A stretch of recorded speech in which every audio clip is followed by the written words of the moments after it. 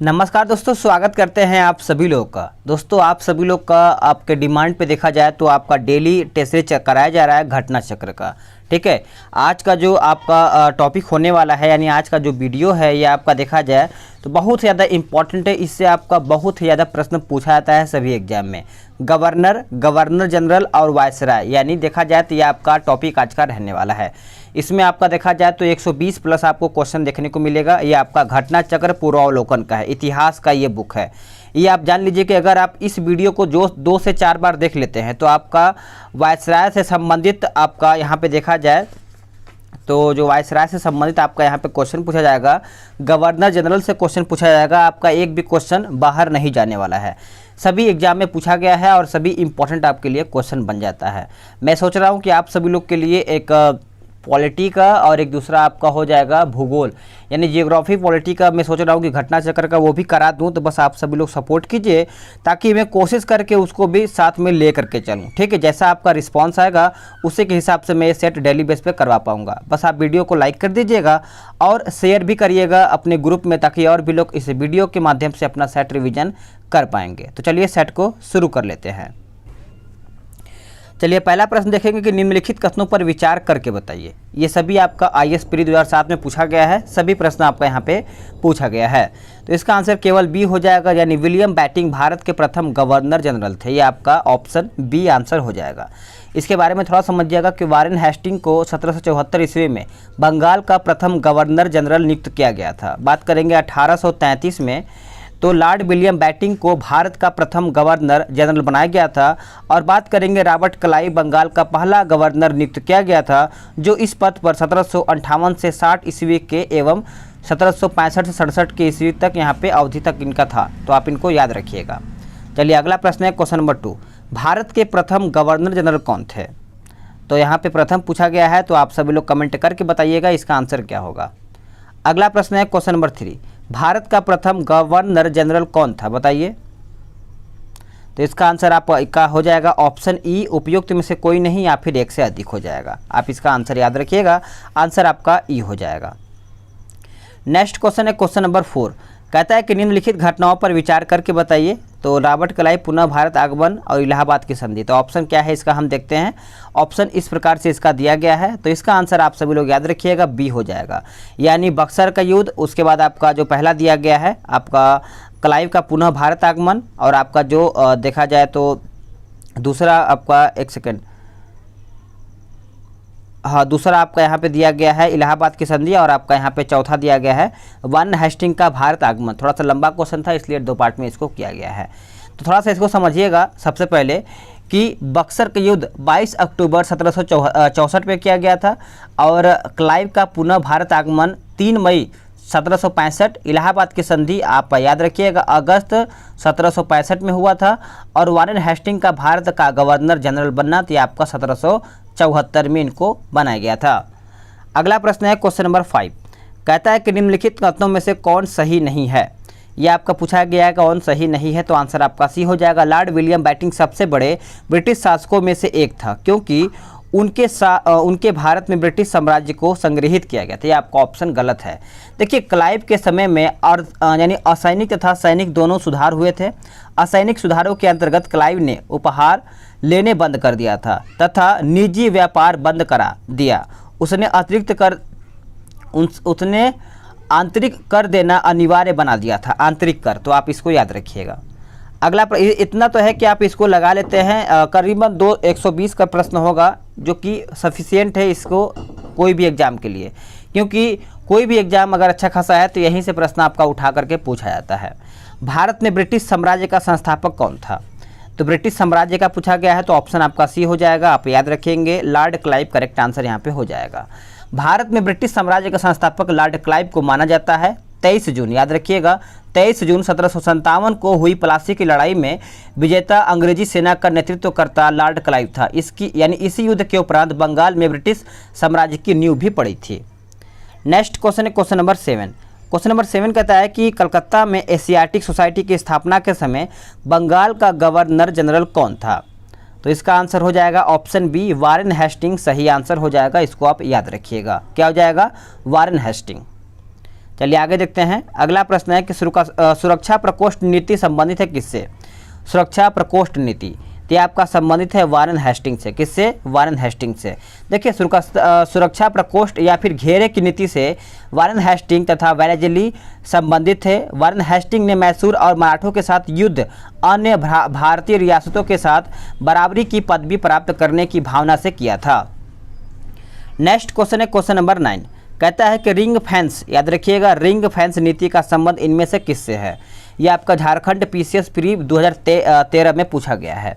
तो इसका आंसर याद रखेंगे सभी लोग, वारेन हेस्टिंग हो जाएगा। आंसर आपका यहाँ पे सी उत्तर हो जाएगा। अगला प्रश्न है क्वेश्चन नंबर 10। निम्नलिखित में से किसने बंगाल में द्वैध शासन प्रणाली को समाप्त किया था? द्वैध शासन प्रणाली को समाप्त किया था। ये देखिए आपका 2 बार प्रश्न पूछा गया था, 47वीं बीपीएससी और 41वीं बीपीएससी में पूछा गया है। तो इस तरीके से ये प्रश्न रिपीटेड होता रहता है, ठीक है। तो इसका आंसर याद रखेंगे सभी लोग, वारेन हेस्टिंग हो जाएगा। आंसर आपका क्वेश्चन नंबर 10 का सी आंसर हो जाएगा। तो चलिए इसका आगे प्रश्न देख लेते हैं। अगला प्रश्न, सबसे पहले इसको थोड़ा समझिएगा कि वारेन हेस्टिंग के कार्यकाल में 1772 ईस्वी में कोर्ट ऑफ डायरेक्टर ने दोहरी प्रशासन प्रणाली को समाप्त करने का निर्णय लिया था तथा कलकत्ता परिषद एवं उसके प्रधान को आज्ञा दी कि वे स्वयं दीवान बने और बिहार, बंगाल तथा उड़ीसा के प्रबंध को अपने हाथ में ले ले। ठीक है, आगे देखते हैं। अगला प्रश्न है कि बंगाल में द्विशासन प्रणाली किसके द्वारा लागू किया गया था? बंगाल में, तो इसका आंसर आपका सी हो जाएगा। रॉबर्ट क्लाइव के द्वारा ये लागू किया गया था। आंसर आपका सी आंसर हो जाएगा। अगला प्रश्न है कि बंगाल में द्विशासन प्रणाली किसके द्वारा लागू किया गया था? तो अभी मैंने आपको बताया, रॉबर्ट क्लाइव के द्वारा ये किया गया था। नेक्स्ट क्वेश्चन है कि किस गवर्नर जनरल का महाभियोग का मुकदमा चलाया गया है? तो ये जो मुकदमा है वारेन हेस्टिंग को चलाया गया है। आंसर आपका 12 का देखा जाए तो ए आंसर हो जाएगा। वारेन हेस्टिंग के अन्यायपूर्ण तथा निरंकुश कार्यों के कारण उस पर महाभियोग का मुकदमा चला गया था। 1788 से लेकर के 1795 ईस्वी तक चलता रहा, किंतु ब्रिटिश संसद ने उसकी सेवाओं को देखते हुए उसे सभी दोषों से मुक्त कर दिया था। चलिए आगे देखते हैं। अगला प्रश्न है क्वेश्चन नंबर 13। निम्नलिखित में से किस पर ब्रिटिश संसद में महाभियोग का मुकदमा चलाया गया था? तो आप सभी लोग को पता ही होना चाहिए, वारेन हेस्टिंग सही आंसर हो जाएगा। इसको आप याद रखिएगा। चलिए आगे देखते हैं। अगला प्रश्न है कि भारत में न्यायिक संगठन की स्थापना किसने किया था? न्यायिक संगठन, तो आपका लॉर्ड कॉर्नवालिस हो जाएगा। आंसर आपका बी हो जाएगा। दीवानी और फौजदारी न्यायालय से श्रेणीबद्ध संगठन के जरिए न्याय प्रदान करने की एक नई व्यवस्था की नींव अंग्रेजों ने रखी थी। इस व्यवस्था को वारेन हेस्टिंग ने आरंभ किया था, मगर कॉर्नवालिस ने इसे और सुदृढ़ बनाया था। ठीक है, चलिए आगे देखते हैं। अगला प्रश्न है कि निम्नलिखित में से किस गवर्नर जनरल ने भारत की प्रसंविधाबद्ध सिविल सेवा का सृजन किया, जो कालांतर में भारतीय सिविल सेवा के नाम से जानी गई? तो आंसर आपका सी हो जाएगा, कॉर्नवालिस। क्या हो जाएगा? कॉर्नवालिस सही आंसर हो जाएगा। इसको आप याद रखिएगा। अगला प्रश्न है कि भारतीय लोक सेवा का प्रवर्तन किया गया था कहाँ में, कौन से शासनकाल में? तो इसका आंसर आपका हो जाएगा कॉर्नवालिस के शासनकाल में ये इसका प्रवर्तन किया गया था। याद रखिएंगे सभी लोग, बी आंसर हो जाएगा। नेक्स्ट क्वेश्चन है कि लॉर्ड कॉर्नवालिस की कब्र कहाँ पर स्थित है? ये आपका यूपी पीसीएस मेंस में पूछा गया है। तो इसका आंसर याद रखेंगे, गाजीपुर में स्थित है। आंसर आपका ए हो जाएगा। देखिए लॉर्ड कॉर्नवालिस 1786 से लेकर के 1793 ईस्वी एवं 30 जुलाई 1805 से लेकर के 5 अक्टूबर 1805 ईस्वी तक बंगाल का गवर्नर जनरल रहा। इसे भारत में स्तंभदारी अथवा स्थायी बंदोबस्त न्यायिक संहिता एवं भारतीय लोक सेवा के प्रवर्तक के रूप में जाना जाता है। ठीक है, और इसकी मृत्यु याद रखिएगा 5 अक्टूबर 1805 ईस्वी को गाजीपुर यानी उत्तर प्रदेश में हो गया था। नेक्स्ट क्वेश्चन है क्वेश्चन नंबर 18। लॉर्ड वेलेजली द्वारा लागू की गई सहायक संधि व्यवस्था के बारे में निम्नलिखित में से कौन सा कथन लागू नहीं होता है? तो आंसर आपका सी हो जाएगा, कंपनी के लिए एक नियत आय का प्रबंध करना। यानी देखा जाए तो 18 का ऑप्शन आपका सी हो जाएगा। अगला प्रश्न है कि लॉर्ड वेलेजली के सहायक संधि को स्वीकार करने वाला पहला मराठा सरदार कौन था? तो पहला मराठा सरदार पूछा गया है तो पेशवा बाजीराव द्वितीय हो जाएगा। आंसर आपका ए हो जाएगा। बात करेंगे कि दौलत राव सिंधिया और जसवंत होलकर दोनों पूना में अपने को सर्वश्रेष्ठ प्रदर्शित करना चाहते थे। बाजीराव द्वितीय सिंधिया का साथ दे रहा था। उसने 1801 ईस्वी में जसवंत के भाई की हत्या कर दी। परिणाम स्वरूप जसवंत होलकर की सेना ने पूना पर आक्रमण कर पेशवा और सिंधिया की संयुक्त सेना को परास्त कर दिया था। नेक्स्ट क्वेश्चन है क्वेश्चन नंबर 20। 1802 की बसीन की संधि पर हस्ताक्षर किसके मध्य हुए थे? तो ये जो हुआ था अंग्रेज तथा बाजीराव द्वितीय के बीच में हुआ था। आंसर आपका बी हो जाएगा। नेक्स्ट क्वेश्चन है कि सहायक संधि को स्वीकार करने वाला पहला शासक कौन था? तो पहला शासक देखा जाए तो अवध का नवाब हो जाएगा। आंसर आपका 21 का ए आंसर हो जाएगा। देखिए बात करेंगे कि वेलेजली ने सहायक संधि का अस्वीकार नहीं किया था। इस प्रणाली का अस्तित्व पहले से ही था। संभवतः डुप्ले प्रथम यूरोपीय था जिसने अपनी सेना किराए पर भारतीय राजाओं को दे दिया था। ठीक है, चलिए नेक्स्ट क्वेश्चन देखते हैं। नेक्स्ट क्वेश्चन है कि सहायक संधि को किसके काल में क्रियान्वित किया गया था? बताइए। यूपीपीसीएस में 2011 में पूछा गया है। तो इसका आंसर आपका बी हो जाएगा, लॉर्ड वेलेजली हो जाएगा। बी आपका यहाँ पे आंसर हो जाता है। नेक्स्ट प्रश्न है कि निम्न में से सहायक संधि स्वीकार नहीं की थी किसने? तो देखा जाए तो 23 का आंसर आपका बी हो जाएगा। इंदौर के होलकर राज्यों ने इसको स्वीकार नहीं किया था। आंसर आपका बी हो जाएगा। बात करेंगे कि लॉर्ड वेलेजली ने 1798 से 1805 ईस्वी में भारतीय राज्यों को अंग्रेजी राजनीतिक परिधि में लाने के लिए सहायक संधि प्रणाली का प्रयोग किया। इंदौर के होलकर ने सहायक संधि स्वीकार नहीं किया था। जिन राज्यों ने वेलेजली की सहायक संधि स्वीकार की थी वे हैदराबाद, ये सब आपका मैसूर, तंजौर, अवध, पेशवा, बरार के भोंसले, सिंधिया, जोधपुर, जयपुर, मंछेरी, बूंदी तथा भरतपुर, ये सब आपका यहाँ पे स्वीकार ये सब किए गए थे। ठीक है, अगला प्रश्न है कि सहायक संधि व्यवस्था को स्वीकार करने वाले प्रथम भारतीय देशी शासक कौन थे? तो देशी शासक पूछा गया तो हैदराबाद के निजाम हो जाएगा। आंसर आपका बी आंसर हो जाएगा। नेक्स्ट क्वेश्चन है क्वेश्चन नंबर 25। कहता है निम्नलिखित पर विचार कीजिए। निम्नलिखित पर विचार कीजिए जिन्होंने लॉर्ड वेलेजली के साथ सहायक संधि की थी और उनके द्वारा किए गए संधियों का सही कालानुक्रम नीचे दिए गए कूट से प्राप्त या फिर पता कीजिए। तो इसका आंसर याद रखेंगे, ए हो जाएगा 1, 2, 3, 4 यानी हैदराबाद, मैसूर, अवध, सिंधिया। ये मैंने आपको इसके पिछले वाले क्वेश्चन में बताया था कि ये सब आपका देखा जाए तो जो यहाँ पे सहायक संधि स्वीकार करने वाले। ठीक है। आगे प्रश्न है कि भारतीय राजाओं पर अंग्रेजी प्रभुत्व स्थापित करने के लिए किसने प्रशासन में सहायक संधि का या फिर सहायक संधि प्रणाली का सूत्रपात किया था? तो इसका आंसर याद रखिएगा, लॉर्ड वेलेजली हो जाएगा। आंसर आपका 26 का देखा जाए तो बी हो जाएगा। लॉर्ड वेलेजली ने भारतीय राज्यों के अंग्रेजी राजनीतिक परिधि में लाकर अंग्रेजों की प्रभुसत्ता स्थापित करने के लिए सहायक संधि प्रणाली का प्रयोग किया। इससे अंग्रेजी सत्ता की श्रेष्ठता और प्रभुत्वता स्थापित हो गई थी। तो आप इसको नोट कर लीजिएगा। नेक्स्ट क्वेश्चन है कि ईस्ट इंडिया कंपनी का राजपूत राज्यों से सहायक संधि करने का मुख्य उद्देश्य क्या था? तो मुख्य उद्देश्य देखा जाए तो अंग्रेजों की प्रभुसत्ता स्थापित करना। क्या हो जाएगा? अंग्रेजों की प्रभुसत्ता स्थापित करना। आंसर आपका यहाँ पे सी आंसर हो जाएगा। चलिए आगे देखते हैं। अगला प्रश्न है क्वेश्चन नंबर 28। निम्नांकित युग्मों में से कौन सही सुमेलित नहीं है? चलिए बताइए। यह आपका पूछा गया है कौन सही सुमेलित नहीं है। तो आंसर आपका देखा जाए 28 का। तो आपका आंसर क्या हो जाएगा बताइए?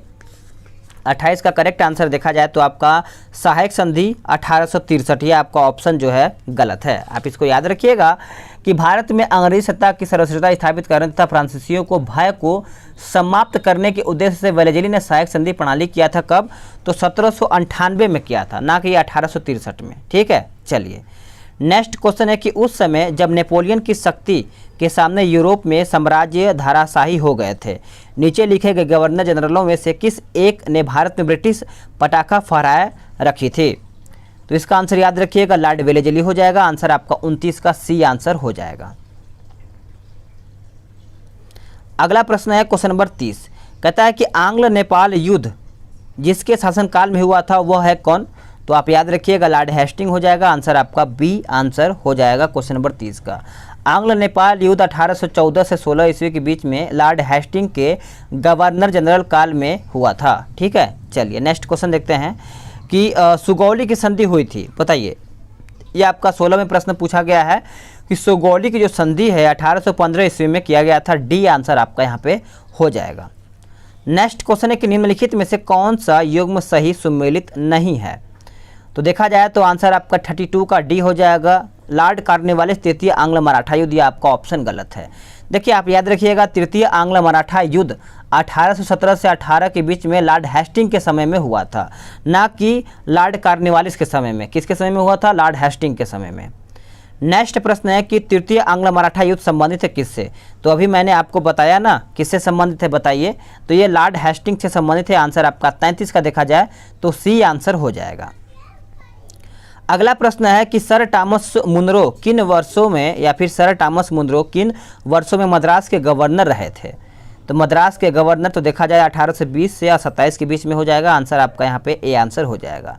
सर टॉमस मुनरो 1820 से 27 ईस्वी तक मद्रास के गवर्नर रहे। दक्षिण भारत में भू राजस्व वसूली हेतु लागू की गई व्यवस्था रैयतवाड़ी व्यवस्था थी। इस व्यवस्था के जन्मदाता टॉमस मुनरो और कैप्टन रीड ने कैप्टन रीड थे। टॉमस मुनरो और कैप्टन रीड, याद रखिएगा सभी लोग। अगला प्रश्न है, अगला प्रश्न देखते हैं, क्वेश्चन नंबर 35 कहता है कि तथाकथित कुशासन के आधार पर किस गवर्नर जनरल ने मैसूर राज्य के प्रशासन को ले लिया था? तो इसका आंसर याद रखेंगे सभी लोग। आपका आंसर यहाँ पे सी हो जाएगा, लॉर्ड विलियम बैटिंग हो जाएगा। क्या हो जाएगा? 35 का आंसर देखा जाए तो सी आंसर आपका यहाँ पे हो जाएगा। आप याद रखिएगा कि विलियम बैटिंग ने 1831 ईस्वी में मैसूर तथा 1834 ईस्वी में कुर्ग एवं कछार की रियासतों को अपने प्रदेश में मिला लिया था, क्योंकि वहाँ कथित रूप से बहुत अधिक कुशासन एवं अव्यवस्था थी। तो आप इसको अच्छे से नोट कर लीजिएगा। नेक्स्ट प्रश्न है कि निम्नलिखित बंगाल के गवर्नर जनरल में से कौन एक तृतीय आंग्ल मैसूर युद्ध से संबंध है? तो आंसर आपका बी हो जाएगा, लॉर्ड कॉर्नवालिस हो जाएगा। आंसर आपका यहाँ पे बी आंसर हो जाएगा। ठीक है, चलिए आगे देखते हैं। अगला प्रश्न है कि ठगों के दमन में निम्नलिखित में से कौन संबंध रखता था, या फिर कौन संबंध था? तो इसका आंसर आपका कैप्टन स्लीमेन हो जाएगा। आंसर आपका यहाँ पे 37 का देखा जाए तो बी आंसर हो जाएगा। अब थोड़ा सा इंपॉर्टेंट क्वेश्चन यहाँ से बन जाता है कि ठगों में हिंदू और मुसलमान दोनों धर्मों के अनुयायी सम्मिलित थे, परंतु वास्तव में ये लोग काली, दुर्गा तथा भवानी की पूजा करते थे तथा प्रायः अपने शिकार का सिर काट कर देवी के चरणों में बलि के रूप में चढ़ाते थे। तो आप इसको अच्छे से याद रखिएगा। अगला प्रश्न है कि ठगों का उन्मूलन किसके नेतृत्व में हुआ था? ये इंपॉर्टेंट है। ये किसके नेतृत्व में हुआ था? तो कैप्टन स्लीमेन के नेतृत्व में किया गया था। आंसर आपका यहाँ पे बी आंसर हो जाएगा। नेक्स्ट क्वेश्चन है कि सती प्रथा पर पाबंदी किसने लगाई थी? सती प्रथा, ये देखिए 4 एग्जाम में लगातार पूछा गया, 93, 98, 90 और 2012 में। तो आप सभी लोग इसको अच्छे से याद रखिएगा। आंसर आपका देखा जाए तो विलियम बैटिंग के द्वारा ये किया गया है। ठीक है, राजा राम मोहन राय जैसे प्रबुद्ध भारतीय सुधारकों ने विलियम बैटिंग को इस प्रथा को अवैध घोषित करने की प्रेरणा दी। बहुत से समकालीन प्रगतिशील समाचार पत्रों ने इनका समर्थन किया और विलियम बैटिंग ने कानून बनाकर सती प्रथा को पूरी तरह प्रतिबंध कर दिया था। ठीक है, चलिए आगे देखते हैं कि सती को गैर कानूनी किसने घोषित किया था? मैंने अभी आपको बताया कि आपका विलियम बैटिंग आंसर हो जाएगा। इसको आप अच्छे से नोट कर लीजिए। ये आपका बीपीएससी में पूछा गया था, ये आपका एमपीपीसीएस में पूछा गया है कि विलियम बैटिंग के द्वारा सती प्रथा किस वर्ष समाप्त किया गया था? तो ये देखा जाए तो किस वर्ष में समाप्त किया गया था? तो 1829 में समाप्त किया गया था। आंसर आपका सी हो जाएगा। अगला प्रश्न है कि इनमें से किस वर्ष बंगाल से दासों के निर्यात को रोक दिया गया था? तो राइट आंसर देखा जाए तो 1789 हो जाएगा। आंसर आपका यहाँ पे बी हो जाएगा। ठीक है, आप इसको अच्छे से याद रखिएगा। चलिए आगे देखते हैं कि लॉर्ड डलहौजी द्वारा अवध का अंग्रेजी राज्य में विलय निम्न में से किस रीति से हुआ था? तो यहाँ पे विलय पूछा गया है, तो आप याद रखिएगा कुप्रशासन के कारण यहाँ पे हुआ था। आंसर आपका यहाँ पे 43 का देखा जाए तो डी आंसर हो जाएगा। इसको आप याद रखिएगा। अब इसके बारे में थोड़ा समझिएगा कि लॉर्ड डलहौजी 1848 से 56 ईस्वी के बीच में अवध के नवाब वानी वाजिद अली शाह पर कुशासन का आरोप लगा करके 13 फरवरी 1856 को अवध का अंग्रेजी राज्य में विलय कर लिया था। तो आप इसको अच्छे से याद रखिएगा। चलिए आगे देखते हैं। अगला प्रश्न है कि कहता है कि बघात रियासत का ब्रिटिश में विलय कब हुआ था? यहाँ पे विलय पूछा गया है, तो इसका आंसर याद रखेंगे बी हो जाएगा 1850 में। कब? तो 1850 में।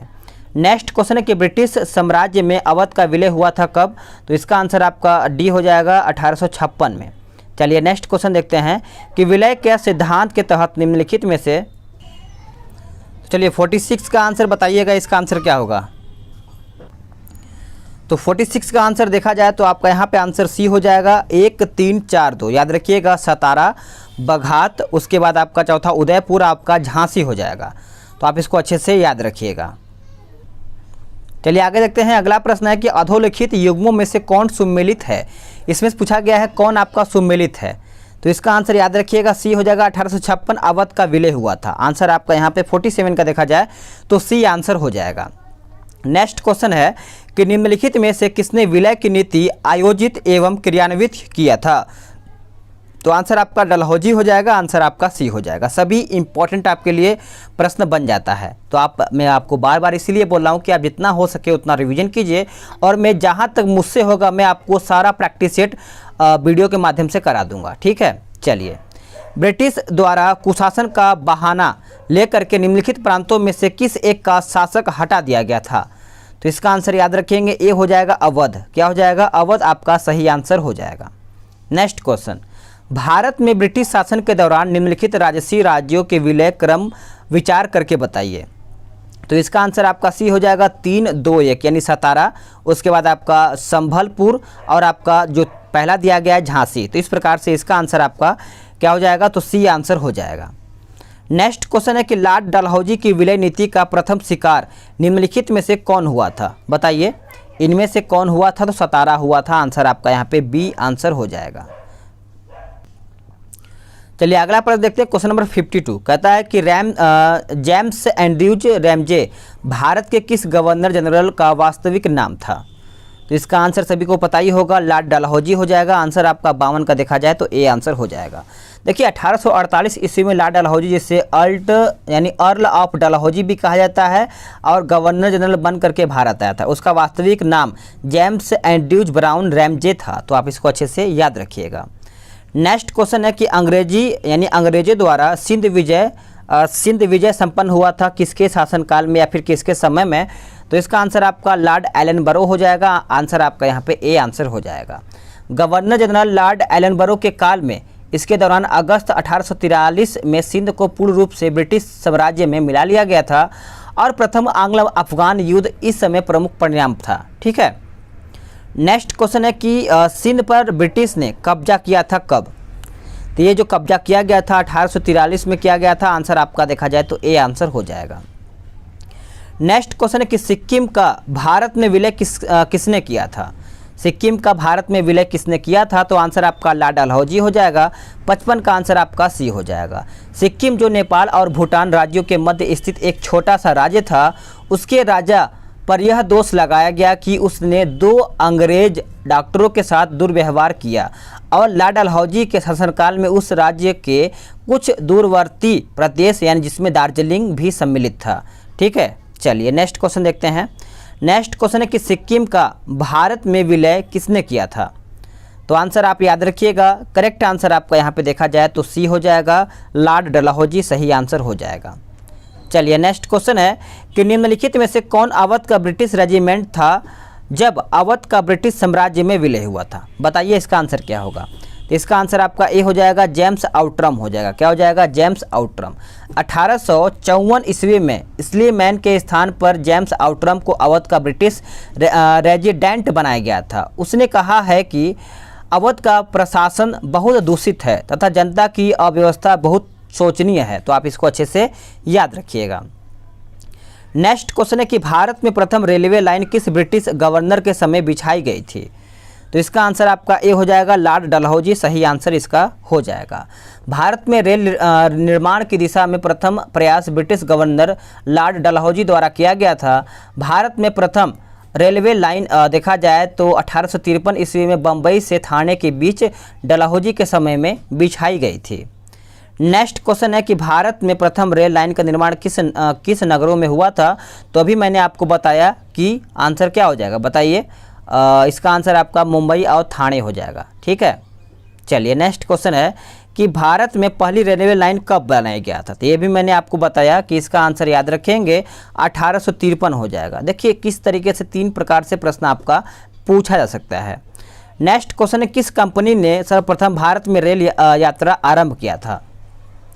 तो आंसर आपका ग्रेट इंडियन पेनिनसुला रेलवे हो जाएगा। आंसर आपका 60 का देखा जाए तो बी आंसर हो जाएगा। 1853 ईस्वी में बम्बई के बोरीबंदर स्टेशन से थाने के मध्य भारत में सर्वप्रथम रेल यात्रा का प्रारंभ ग्रेट इंडियन पेनिनसुला रेलवे द्वारा चलाया गया था। तो 1853 में।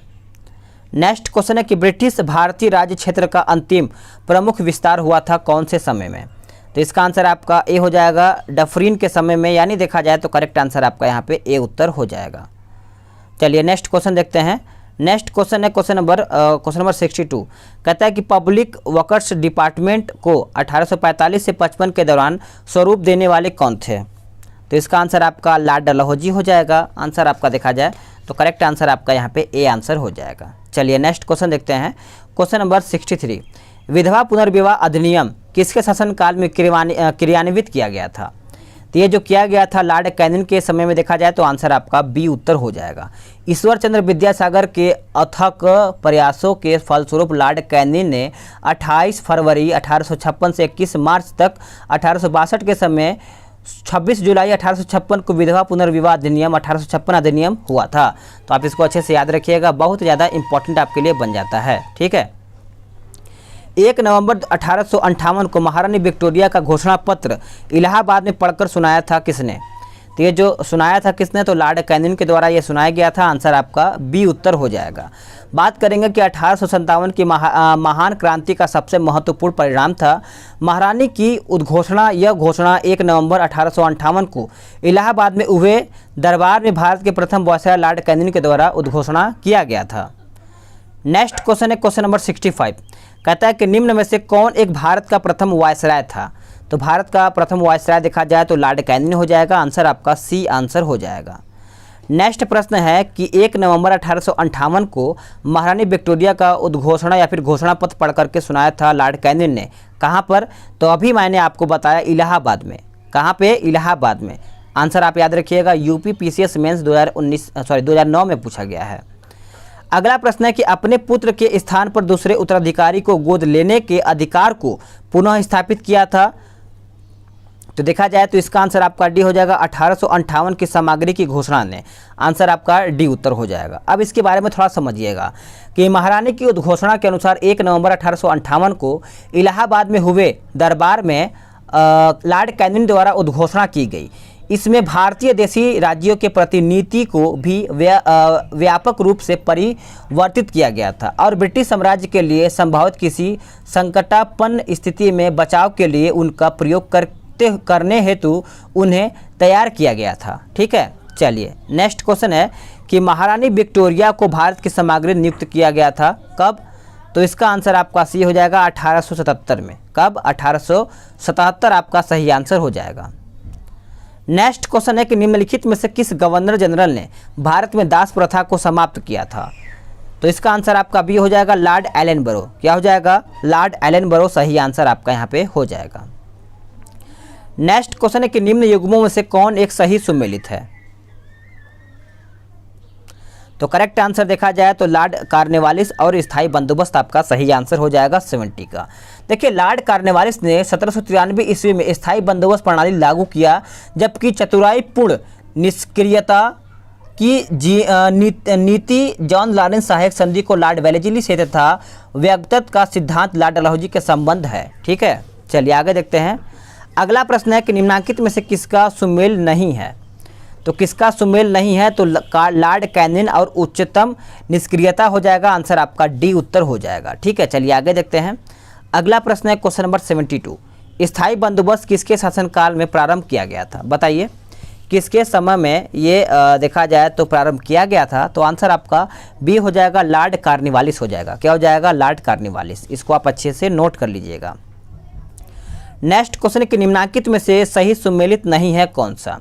तो इसमें से कौन सही सुमेलित नहीं है? तो 73 का आंसर देखा जाए तो सी हो जाएगा, लॉर्ड हेस्टिंग द्वितीय आंग्ल मराठा युद्ध। आप सभी लोग याद रखिएगा, द्वितीय आंग्ल मराठा युद्ध 1803 से 1805 ईस्वी के बीच लॉर्ड वेलेस्ली के काल में हुआ था, ना कि हेस्टिंग के समय में। लॉर्ड वेलेस्ली के समय में हुआ था। अगला प्रश्न है कि पेशवाई को कब समाप्त किया गया था? तो पेशवाई को जो ये समाप्त किया गया था 1818 में। आंसर आपका क्या हो जाएगा? तो बी आंसर हो जाएगा। नेक्स्ट क्वेश्चन है कि निम्नलिखित में से किसने राजपूताना की देशी रियासतों के साथ 1817 से 18 के अधीनस्थ संधि की बातचीत की थी? तो इसका आंसर आपका बी हो जाएगा, चार्ल्स मेटकॉफ हो जाएगा। क्या हो जाएगा? चार्ल्स मेटकॉफ सही आंसर हो जाएगा। राजपूताना की रियासतों के साथ वर्ष 1817 से 1817 से 18 के अधीनस्थ संधि को वार्ता चार्ल्स मैटकॉफ ने किया था। लॉर्ड हेस्टिंग ने राजपूताना पर ब्रिटिश सर्वोच्चता तथा मराठों को पिंडारियों के प्रति राजपूताने की तटस्थता सुनिश्चित करने के लिए दिल्ली के तत्कालीन रेजिडेंट चार्ल्स मैटकॉफ को वार्ताकार बनाया था। तो आप इसको अच्छे से याद रखिएगा। निम्न में से कौन सुमेलित नहीं है? तो कौन सुमेलित नहीं है? तो सर जॉन शोर और आंग्ल नेपाल युद्ध आपका इसमें सुमेलित नहीं है। अब थोड़ा सा समझिएगा कि आंग्ल नेपाल युद्ध लॉर्ड हेस्टिंग के काल में हुआ था। किसके काल में? तो लॉर्ड हेस्टिंग के काल में। नेक्स्ट क्वेश्चन है क्वेश्चन नंबर 77।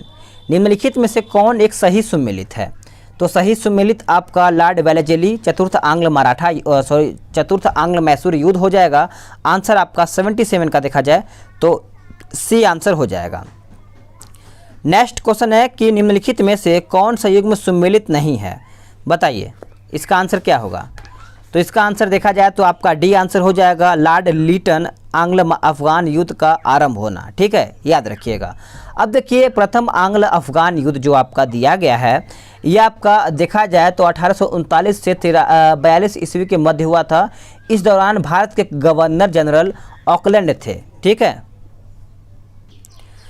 अगला प्रश्न है क्वेश्चन नंबर 79। कहता है निम्न में से कौन चतुराई पूर्ण निष्क्रियता की नीति के साथ जुड़ा है? तो चतुराई के साथ पूछा गया है तो इसका आंसर देखा जाए तो जॉन लॉरेंस हो जाएगा। आंसर आपका यहाँ पे डी उत्तर हो जाएगा। देखिए चतुराई पूर्ण निष्क्रियता या फिर कुशल आक्रमणीयता की नीति आंग्ल अफगान संबंधों के संदर्भ में लॉर्ड एलनबरो के काल में प्रारंभ होकर लॉर्ड नॉर्थब्रुक के काल तक चलती रही। तो आप इसको अच्छे से याद रखिएगा। नेक्स्ट क्वेश्चन है कि भारत में अंग्रेजों के समय में प्रथम जनगणना हुआ था कब? तो सभी को पता है कि प्रथम जनगणना देखा जाए तो लॉर्ड मेयो के काल में हुआ था। आंसर आपका यहाँ पे सी आंसर हो जाएगा। 1869-72 के बीच में 1872 ईस्वी में प्रारंभ हुआ था, किंतु लॉर्ड रिपन के काल में नियमित जनगणना 1881 ईस्वी से शुरू हो गया है। अगला प्रश्न है कि वो कौन व्यक्ति था जिसने भारत में पहली बार जनगणना करवाई थी? तो आप सभी लोग याद रखिएगा 81 का आंसर आपका लॉर्ड मेयो हो जाएगा। आंसर आपका यहाँ पे डी आंसर हो जाएगा। नेक्स्ट क्वेश्चन है किस वायसराय की हत्या अंडमान निकोबार द्वीप समूह में जब वे भ्रमण पर थे एक दंडित अपराधी द्वारा किया गया था? तो इसका आंसर आप याद रखिएगा 82 का आंसर आपका सी हो जाएगा, लॉर्ड मेयो। क्या हो जाएगा? आंसर आपका सी हो जाएगा। अब इसको समझिएगा कि लॉर्ड मेयो 1869-72 ईस्वी में इसकी हत्या अंडमान निकोबार द्वीप समूह के भ्रमण के दौरान एक कैदी द्वारा किया गया था। मेयो प्रथम गवर्नर जनरल था जिसकी हत्या उसके कार्यकाल में हो गई थी, यानी उसको देखा जाए तो एक कैदी के द्वारा मारा गया था। किस वायसराय की हत्या उसके कार्यकाल में कर दिया गया था? तो मैंने अभी आपको बताया कि लॉर्ड मेयो हो जाएगा। आंसर आपका बी उत्तर हो जाएगा। नेक्स्ट क्वेश्चन है कि अफगानिस्तान के प्रति एक जोश भरी अग्र यानी फॉरवर्ड नीति का अनुसरण करने वाला गवर्नर जनरल कौन था? तो आंसर आपका डी हो जाएगा, लॉर्ड लीटन। क्या हो जाएगा? Lord Lytton. याद रखेंगे 1876 ईस्वी में लीटन के वायसराय बनकर आने पर अफगानिस्तान के प्रति अपनाई गई नीति में परिवर्तन आया। कुशल आक्रमणीयता की नीति के स्थान पर अग्रगामी नीति का अनुसरण होने लगा। तो आप इसको अच्छे से याद रखिएगा। नेक्स्ट क्वेश्चन है कि अफगानिस्तान के प्रति आक्रमण नीति किस वायसराय ने अपनाई थी? तो इसका आंसर आपका हो जाएगा ऑप्शन बी, लॉर्ड लीटन हो जाएगा। आंसर आपका 85 का देखा जाए तो बी आंसर हो जाएगा। ये आपका 65वीं बीपीएससी प्री 2019 में पूछा गया है। सोचिए अभी कितना 2 साल हुआ ये प्रश्न आपका पूछा गया। अगला प्रश्न है कि कौन भारत का वायसराय सबसे दीर्घ काल तक रहा था? तो इसका आंसर याद रखिएगा ए हो जाएगा, लॉर्ड कर्जन। क्या हो जाएगा? लॉर्ड कर्जन आपका सही आंसर हो जाएगा। अब देखिए आप इसका याद रखिएगा कि लॉर्ड कर्जन का कार्यकाल याद रखिएगा 7 वर्ष का था, डफरिन का 4 वर्ष, लॉर्ड हार्डिंग का 6 वर्ष और मेयो का देखा जाए तो 3 वर्ष का था।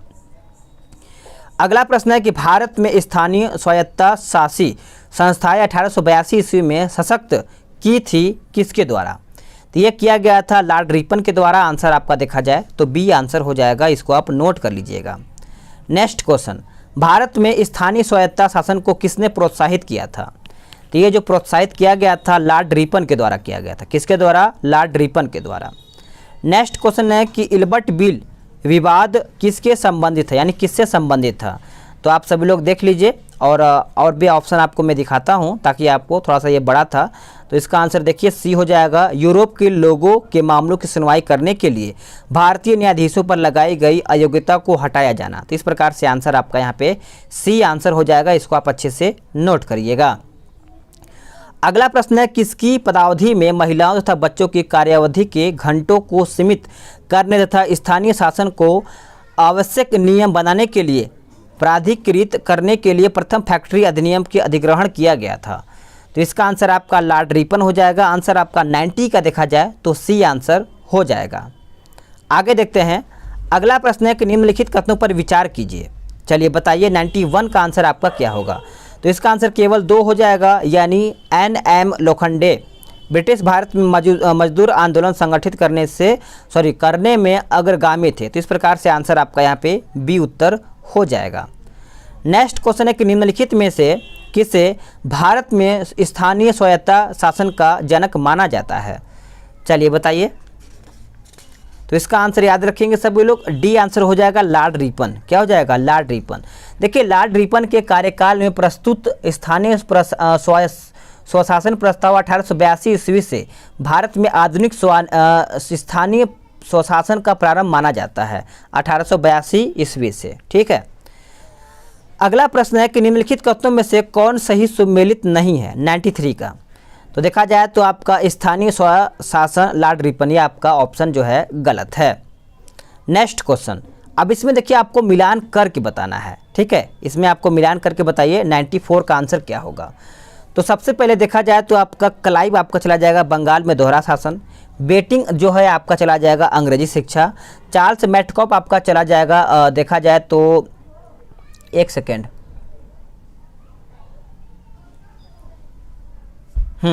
यह आपका प्रेस पर से प्रतिबंध हटाना, और कर्जन जो है यह आपका चला जाएगा बंग विभाजन 1905 में लॉर्ड कर्जन के द्वारा। अगला प्रश्न है, सूची 1 और सूची 2 को सम्मिलित करके बताइए। अच्छे से बताइएगा, एकदम सिंपल है, आप कर पाएंगे। ठीक है, चलिए 95 है। तो आप सभी लोग सबसे पहले जान लीजिए कि इसका आंसर होगा क्या। तो इसका आंसर देखिए आपका ए हो जाएगा। लॉर्ड डलहौजी देखा जाए तो व्यागत का सिद्धांत, ठीक है, व्यापगत का, और उसका देखा जाए तो लॉर्ड विलियम बैटिंग आपका चला जाएगा सती प्रथा का निषेध, और लॉर्ड रिपन आपका चला जाएगा स्वायत्त शासन, और लॉर्ड कर्जन जो है बंगाल का विभाजन। तो इस प्रकार से इसको आप मिला सकते हैं। निम्नलिखित में से कौन सी जोड़ी यानी गवर्नर जनरल और घटना सम्मिलित है? तो इसका आंसर आपका 96 का देखा जाए तो सी हो जाएगा, लॉर्ड एलनबरो सिंध का विलय। तो इस प्रकार से आंसर आपका 96 का सी आंसर हो जाएगा। नेक्स्ट क्वेश्चन, भारतीय पुरातत्व सर्वेक्षण का स्थापना किसके काल में हुआ था? तो ये देखा जाए तो लॉर्ड कर्जन के काल में हुआ था। आंसर आपका सी हो जाएगा। भारत में पुरातत्व सर्वेक्षण संबंधी प्रयास 1784 ईस्वी में कलकत्ता में विलियम जोन्स द्वारा एशियाटिक सोसाइटी की स्थापना के साथ प्रारंभ हुआ था। तो आप इसको अच्छे से नोट कर लीजिएगा। नेक्स्ट प्रश्न है कि भारतीय पुरातत्व सर्वेक्षण की स्थापना हुई थी कौन से काल में? तो ये हुआ था लॉर्ड कर्जन के काल में। किसके काल में? तो लॉर्ड कर्जन के काल में। नेक्स्ट क्वेश्चन है कि निम्नलिखित में से किसने पुरातत्व सर्वेक्षण विभाग की स्थापना किया था? तो आंसर आप बताइए क्या होगा। देखिए ये जो क्वेश्चन है 99 का, इसको समझिएगा थोड़ा सा डिटेल में कि 1871 ईस्वी में पुरातत्व सर्वेक्षण विभाग बनाया गया था। उस समय governor general earl of Mayo थे तथा duke of Argyll secretary of state थे। तो ये दोनों ऑप्शन आपका दिया नहीं गया है। ठीक है, तो देखा जाए तो ये छत्तीसगढ़ में पूछा गया है, पीएससी में पूछा गया है। तो छत्तीसगढ़ बोल रहा है कि लोक सेवा आयोग ने इस प्रश्न को निरस्त कर दिया है क्योंकि ये दोनों ऑप्शन आपका इसमें दिया ही नहीं है। ठीक है, चलिए आगे देखते हैं। कुछ क्वेश्चन जो है निरस्त कर दिया जाता है। अगला कि प्राचीन स्मारक संरक्षण एक्ट किस गवर्नर जनरल के कार्यकाल में पारित हुआ था? तो इसका आंसर आपका सी हो जाएगा, लॉर्ड कर्जन। क्या हो जाएगा? लॉर्ड कर्जन सही आंसर हो जाएगा। चलिए आगे देखते हैं कि भारत में कर्जन के प्रशासन की तुलना औरंगजेब से किसने किया था? औरंगजेब से किसने किया था? तो जी के गोखले हो जाएगा। आंसर आपका देखा जाए तो क्या हो जाएगा? गोपाल कृष्ण गोखले, यानी आंसर आपका यहाँ पे बी उत्तर हो जाएगा। चलिए नेक्स्ट क्वेश्चन देखते हैं। नेक्स्ट क्वेश्चन है कि इंपीरियल कैडेट कॉर्प्स की स्थापना किसने किया था? तो ये स्थापना किया गया था लॉर्ड कर्जन के द्वारा। किसके द्वारा? तो लॉर्ड कर्जन के द्वारा। लॉर्ड कर्जन ने वर्ष 1901 ईस्वी में इंपीरियल कैडेट कॉर्प्स की स्थापना की थी। इसका उद्देश्य देशीय नरेशों के राजकुमारों एवं सामंतों के पुत्रों को सैनिक शिक्षा का प्रबंध करना था। तो आप इसको अच्छे से याद रखिएगा। भारत में ब्रिटिश साम्राज्य के दौरान निम्नलिखित वायसरायों पर विचार करके बताइए। तो इसको 103 है, तो इसका ऑप्शन दिखाते हैं आपको कि इसका ऑप्शन दिया क्या गया है। इसका ऑप्शन कुछ इस प्रकार से दिया गया है, तो इसका आंसर याद रखिएगा 1 2 3 4 हो जाएगा। लॉर्ड कर्जन 1899 से, आप थोड़ा सा मैं लिख दे रहा हूँ, लॉर्ड कर्जन देखा जाए तो 1899 से 1905 तक था। और उसके बाद लॉर्ड हार्डिंग देखा जाए तो 1910 से 16 तक। लॉर्ड चैम्सफोर्ड देखा जाए तो 1916 से 21 तक था। और लॉर्ड इरविन देखा जाए तो 1926 से 31 तक था। तो आप इसका कार्यकाल सभी को याद रखिएगा। अगला प्रश्न है कि असैनिक प्रशासन 1905 के संदर्भ में कौन सा कथन सही है? तो देखा जाए तो आंसर आपका 1 और 2 दोनों हो जाएगा। यानी लॉर्ड कर्जन ने प्रांतीय सीमाओं को पुनर्गठित करने का निर्णय लिया था। पूर्वी बंगाल याद रखिएगा। दूसरा दिया गया पूर्वी बंगाल और आसाम नामक एक नया प्रांत बनाया गया था। तो इसका आंसर आपका यहाँ पे बी आंसर हो जाएगा। अगला प्रश्न है कि फूट डालो और राज करो रणनीति अपनाई गई थी किसके द्वारा? तो ये जो रणनीति है ए और बी यानी लॉर्ड कर्जन के द्वारा और लॉर्ड मिंटो के द्वारा। तो इस प्रकार से आंसर आपका यहाँ पे उत्तर क्या हो जाएगा? ए बी दोनों हो जाएगा। अगला प्रश्न है कि मुझे विश्वास है कि कांग्रेस अपने विनाश की तरफ जा रही है और मेरी यह बड़ी इच्छा है कि भारत में रहते होगी कि इसमें शांति प्रिय निधन के लिए इसका सहायक बनो। यह किसने लिखा? तो यह देखा जाए तो किसके द्वारा लिखा गया? तो लॉर्ड कर्जन के द्वारा लिखा गया है। आंसर आपका सी हो जाएगा। अगला प्रश्न है कि इनमें से किस गवर्नर जनरल ने सबसे पहले पृथक निर्वाचन मंडल की व्यवस्था मुसलमानों को जीतने व उन्हें कांग्रेस के विरुद्ध करने के लिए इस्तेमाल किया था? तो सही आंसर देखा जाए तो लॉर्ड मिंटो हो जाएगा। आंसर आपका सी हो जाएगा। निम्नलिखित में से कौन भारत का एकमात्र यहूदी वायसराय था? तो यहूदी देखा जाए तो आंसर आपका लॉर्ड रीडिंग हो जाएगा। आंसर आपका 108 का डी हो जाएगा। भारत का एकमात्र यहूदी वायसराय लॉर्ड रीडिंग 1921 से 26 ईस्वी तक था। इसके समय में चौरी चौरा कांड, स्वराज पार्टी का गठन तथा रोलेक्ट एक्ट का निरसन हुआ था। तो आप इसको अच्छे से याद रखिएगा। अगला प्रश्न है कि निम्नलिखित युग्मों में से कौन एक सही सुमेलित नहीं है? तो सही सुमेलित नहीं है तो वारना-क्यूलोस प्रेस एक्ट कर्जन, ये आपका गलत है। देखिए वारना-क्यूलोस प्रेस एक्ट या फिर भारतीय समाचार पत्र अधिनियम 1878 ईस्वी में लॉर्ड रिपन के काल में पारित हुआ था। कर्जन नहीं, लॉर्ड रिपन हो जाएगा। नेक्स्ट क्वेश्चन है कि निम्नलिखित में से कौन सा एक युग्म सुमेलित नहीं है? तो इसका आंसर आपका वारना-क्यूलोस प्रेस एक्ट कर्जन हो जाएगा। वही सेम क्वेश्चन है। ठीक है, चलिए आगे देखते हैं। अगला है कि ब्रिटिश भारत की राजधानी का कलकत्ता से दिल्ली स्थानांतरण किसके काल में क्रियान्वित हुआ था? तो ये जो क्रियान्वित हुआ था लॉर्ड हार्डिंग के समय में। किसके समय में? लॉर्ड हार्डिंग के समय। थोड़ा समझिएगा कि वायसराय लॉर्ड हार्डिंग के समय भारत की राजधानी का कलकत्ता से दिल्ली स्थानांतरित किया गया था। वायसराय लॉर्ड हार्डिंग ने वर्ष 1911 में जॉर्ज पंचम एवं महारानी मेरी को भारत बुलाया तथा दिल्ली में भव्य दरबार का आयोजन भी किया था। नेक्स्ट क्वेश्चन है कि सही जोड़े मिलाइए और इसका आंसर सही करके बताइए। तो इसका आंसर आपका सी हो जाएगा। बंगाल का विभाजन सभी को पता है। एक सेकेंड, इसमें थोड़ा सा मिस्टेक दिया है, इसको हम अच्छे से देखेंगे कि बंगाल पहला ये है ना, तो चूक का सिद्धांत और हड़प नीति, तो ये आपका चला जाएगा डलहौजी। बंगाल का विभाजन आपका कर्जन हो जाएगा। ठीक है, और बंगाल में दोहरा शासन देखा जाए तो आपका क्लाइव हो जाएगा। सामाजिक सुधार देखा जाए तो आपका बैटिंग हो जाएगा। तो इस प्रकार से आंसर आपका सी हो जाएगा। अब देखिए इसमें थोड़ा सा बड़ा क्वेश्चन दिया गया है, क्वेश्चन नंबर 113। इसको अच्छे समझिएगा और इसका आंसर करके बताइएगा। इसमें आपका सही उत्तर चुन के बताना है। तो 113 का आंसर देखा जाए तो 1 हो जाएगा। ठीक है, इसमें देखिए कुछ इस तरीके से मिलान किया है, इसको अच्छे से देखिएगा, आप मिला लीजिएगा, क्या बोलते हैं, वीडियो रोक करके। आगे देखते हैं 114 नंबर। इसमें सूची 1 और सूची 2 को मिलाना है, स्थान और अंग्रेजी द्वारा विलय का वर्ष। तो इसका आंसर आप याद रखिएगा। 114 का देखा जाए तो आपका आंसर बी हो जाएगा, यानी संभलपुर आपका चला जाएगा 1849, सतारा आपका चला जाएगा 1848, अवध आपका चला जाएगा 1856 और झांसी 1854। इस प्रकार से आंसर आपका बी आंसर हो जाएगा।